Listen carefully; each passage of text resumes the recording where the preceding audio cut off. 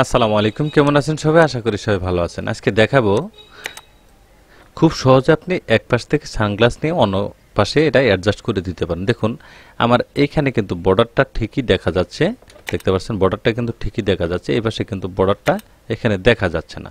এটা কিভাবে খুব সহজে আপনি মিলাতে পারবেন সেটি দেখাবো। আমরা কলোনি স্ট্যাম্প টুলের মধ্যে অনেকেই কিন্তু ট্রাই করে থাকি, আমরা এভাবে এভাবে মিলিয়ে দেবো বা এভাবে মিলাবো। এভাবে না করে আমরা সহজ টেকনিকে এটা কিন্তু মিলিয়ে নিতে পারি। মিলিয়ে নেওয়ার জন্য আমরা এখানে লেসো টুলে চলে যাব। এখানে কন্ট্রোল জে বাটন প্রেস করে দুটো লেয়ার আমি করে নিলাম। আপনাদের দেখানোর সুবিধার্থে এটা ক্লোজ করে দিচ্ছি। এখন এইখান থেকে আমি এটা মোটামুটি এই পরিমাণ, আমি এতটুক পরিমাণ এটাকে সিলেক্ট করে নিব। এরকমভাবে এটাকে সিলেক্ট করে নিলাম। এখন এখানে মুভ টুলে চলে যাব। মুভ টুল থেকে কন্ট্রোল জে বাটন প্রেস করে একটি লেয়ার করে নিলাম। দেখুন এটা কিন্তু একটি লেয়ার হয়ে গেছে এখানে। এখন এখানে বসিয়ে দিলে কিন্তু হবে না, এটা কিন্তু আপনাকে কাজ করে নিতে হবে। কাজ করার জন্য কন্ট্রোল টি বাটন প্রেস করে দিয়ে মাউসের রাইট বাটন ক্লিক করে এখানে ফ্রি হরিজন্টাল করে দিব। দেখুন এটা কিন্তু ঘুরে গিয়েছে এখান থেকে।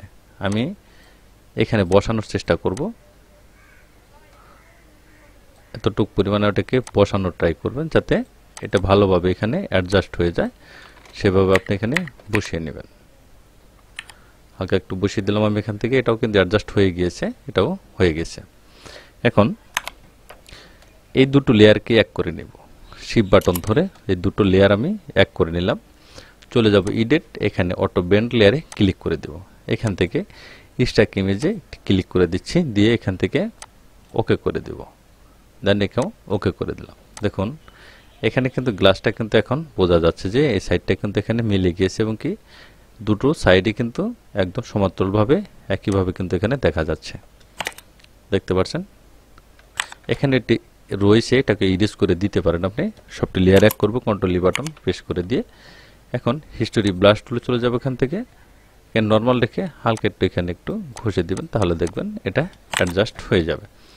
তাহলে দেখলেন এই পাশেরটা এই পাশে নিয়ে ঠেকে দিয়ে কীভাবে আপনি খুব সহজে এটা মিলিয়ে নিতে পারেন।